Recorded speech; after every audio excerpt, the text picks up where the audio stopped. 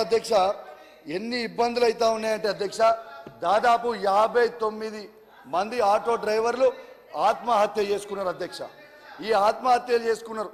దీంట్లో కరీంనగర్ జిల్లాలో కనీసం 6 ట్రాన్స్పోర్ట్ మినిస్టర్ గారు ఉన్న జిల్లాలోనే 6 ఆత్మహత్యలు చేసుకున్నారు అధ్యక్ష. ఇది వాస్తవంగా కావాలంటే ఈ రిపోర్టు మీ ద్వారా పంపుతానని చెప్పి తెలియజేస్తా ఉన్నాను అధ్యక్ష. ఒక దిక్కు వాళ్ళే బస్సులు పెంచాలంటారు. పల్లెటూర్లలో వాస్తవానికి చాలా గ్రామాలలో ఇంటర్నల్గా ఆటోలు నడుస్తున్నాయి, కానీ దూరం గ్రామాలలో నుంచే బస్సులు నడుస్తాయి. హైదరాబాద్కు, వరంగల్కు, లేదా ఇట్లా దూర ప్రాంతాలకు. సరే, ఏదైనా సిటీలలో కొంచెం ఇబ్బంది ఉండొచ్చు. అది కూడా మా మేనిఫెస్టోలో పెట్టిన ప్రకారంగా మేము టైం తీసుకొని చేస్తాం. కానీ ఆటోల కోసమే నేను పుట్టిన ఆటోలే అంటారు. మళ్ళీ మీరే బస్సులు పెంచండి అని మీరే అంటారు. బస్సులు పెంచిన తర్వాత మరి ఆయనత ఒక్క ఆటో కూడా నడిచే పరిస్థితి ఉండదు కదా. మరి మీరు అసలు మీ వైఖరి ఏందో స్పష్టం చేయండి. మొత్తం ఆటోలను క్లోజ్ చేయాలనుకుంటే బాగా గల్లీకి ఒక బస్సు పెంచండి అని అట్లనన్నా మాట్లాడండి. మినీ బస్సులు పెంచండి అని కూడా ఇందాక అన్నారు. మరి మినీ బస్సులు కూడా పెంచాలా, అది కూడా చెప్పండి.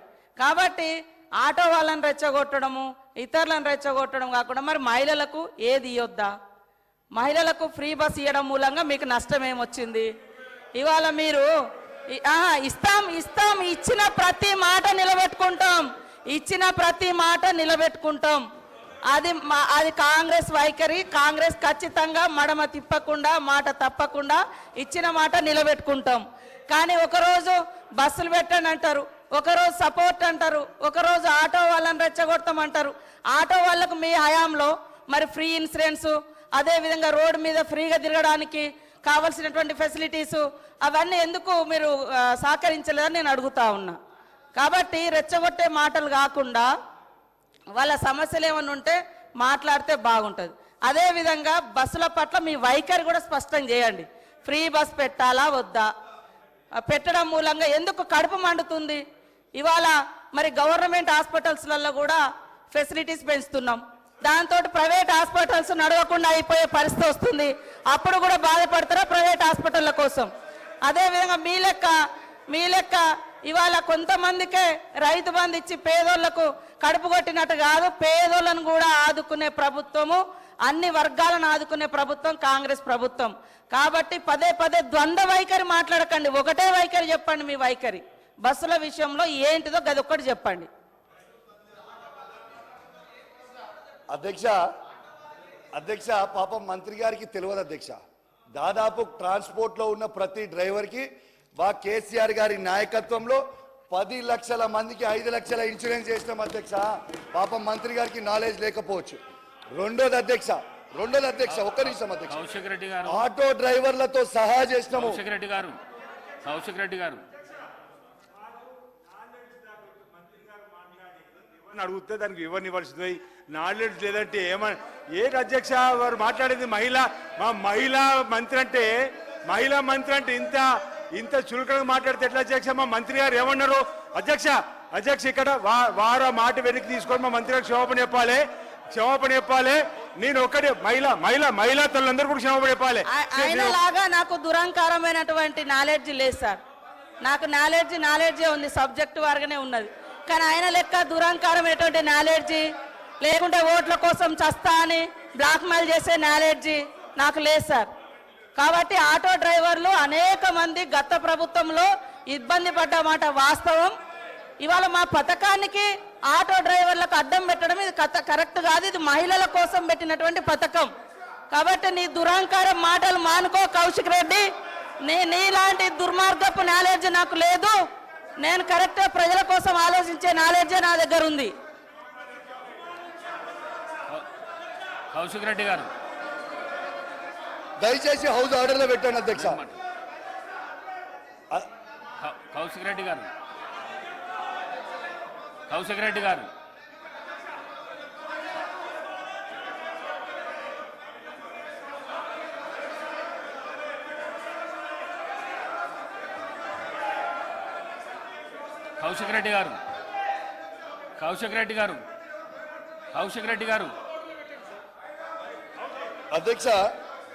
అధ్యక్ష నేను అన్నది తప్పేమనుకుంటా అధ్యక్ష. 1 minute 1 minute. జరగాలన్నదే ప్రభుత్వం ఆలోచన. ఖచ్చితంగా మా కోర్టు అడిగితే మేము మంచిది మారుస్తాము అని చెప్పి ఒప్పుకున్నాము. వారు కోరుకుంటున్నారు కాబట్టి ఈరోజు సాయంత్రానికల్లా ఎవరిని వేయాలో ఆ విచారణ కమిషన్కు కొత్త చైర్మన్ కూడా ఈరోజు సాయంత్రం నియమిస్తాం అధ్యక్ష.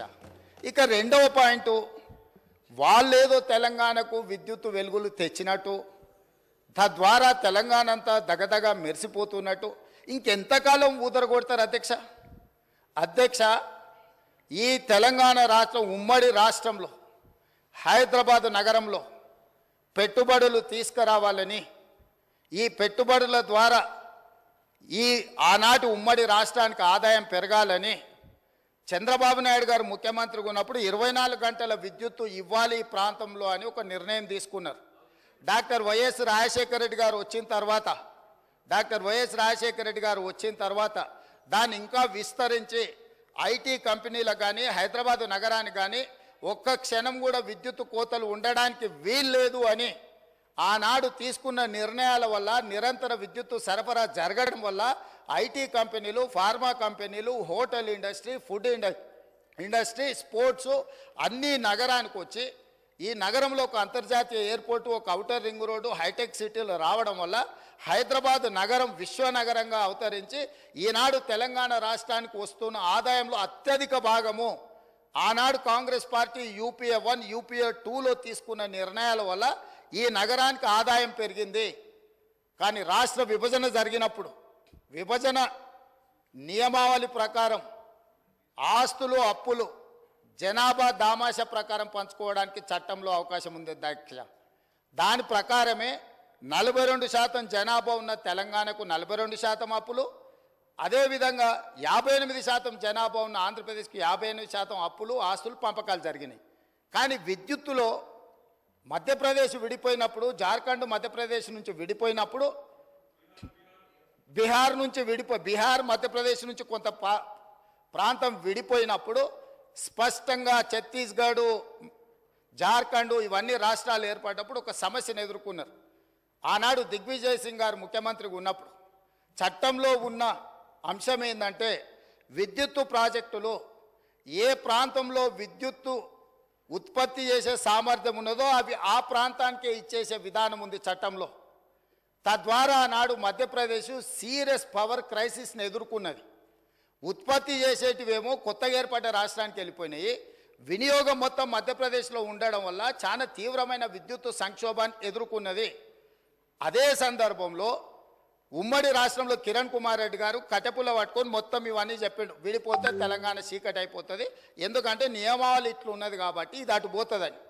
అప్పుడు తక్షణమే తెలంగాణ ప్రాంతం నుంచి పార్లమెంట్ సభ్యులు ఇక్కడనే ఉన్నారు, పొన్నం ప్రభాకర్ గారు, రాజగోపాల్ రెడ్డి గారు, అదేవిధంగా వివేక్ గారు, వీళ్ళందరూ కలిసి నిజంగానే ఈ విధానం వల్ల తెలంగాణకు నష్టం జరుగుతుంది, ఈ ఉత్పత్తి చేసే సామర్థ్యం అంతా ఆంధ్రప్రదేశ్లో ఎక్కువ ఉంది, తెలంగాణలో తక్కువ ఉంది, అందుకే తెలంగాణ ఉద్యమం వచ్చింది కాబట్టి ఈ విధానంతో ముందుకు వెళ్తే తెలంగాణకు నిజంగానే చీకటి రోజులు వస్తాయి, దీన్ని సరిదిద్దాలి అని చెప్పి వీళ్ళందరూ కలిసి ఆనాడు కేంద్ర మంత్రి జైపాల్ రెడ్డి గారి దగ్గర వెళ్ళి కూర్చున్నారు అధ్యక్ష. జైపాల్ రెడ్డి గారు అప్పుడు అందరితో చర్చించి తెలంగాణలో విద్యుత్ రంగ నిపుణులతో మాట్లాడి ఏం చేస్తే బాగుంటుంది అని అంటే ఒక సవరణ తీసుకురావాలి. ఏంది? ఉత్పత్తి ప్రాతిపదికన విభజన జరగకూడదు, వినియోగం ప్రాతిపదికన విభజన జరిగినప్పుడు ఉమ్మడి రాష్ట్రంలో తెలంగాణ ప్రాంతానికి అత్యధికంగా ఏదైతే విద్యుత్ వినియోగం జరుగుతున్నదో వినియోగ ప్రాతిపదికన మనకు విభజన జరిగితే తెలంగాణకి ఎలాంటి ఇబ్బంది ఉండదు అని చెబితే హుటాహుటిన జైపాల్ రెడ్డి గారు సోనియా గాంధీ గారి దగ్గరికి, మన్మోహన్ సింగ్ గారి దగ్గరికి వెళ్ళి హైదరాబాద్తో కూడుకున్న తెలంగాణ రాష్ట్రం ఇచ్చిన మనం తెలంగాణకు విద్యుత్తు ఒకవేళ కొరత ఏర్పడితే తెలంగాణ రాష్ట్రం అభివృద్ధి కుంటుపడుతుంది, కుప్పగూలుతుంది అని చెప్పి జైపాల్ రెడ్డి గారు వెళ్ళి కన్విన్స్ చేసి రాష్ట్రం ఏర్పడిన తర్వాత స్పీకింగ్ ఆర్డర్ ఇప్పించండి అధ్యక్ష. విభజన చట్టంలో లేని, రాజ్యాంగంలో లేని ప్రత్యేకమైన మినహాయింపు ఒక్క తెలంగాణ రాష్ట్రానికి ఆనాడు ఇక్కడ ఉన్న ఎమ్మెల్యేలు, ఆనాడు ఎంపీలుగా పోయి జైపాల్ రెడ్డి గారితో మాట్లాడితే జైపాల్ రెడ్డి గారు కేంద్ర మంత్రిగా ప్రధానమంత్రి మన్మోహన్ సింగ్ గారిని, యూపీఏ చైర్పర్సన్ సోనియా గాంధీ గారిని ఒప్పించి వినియోగ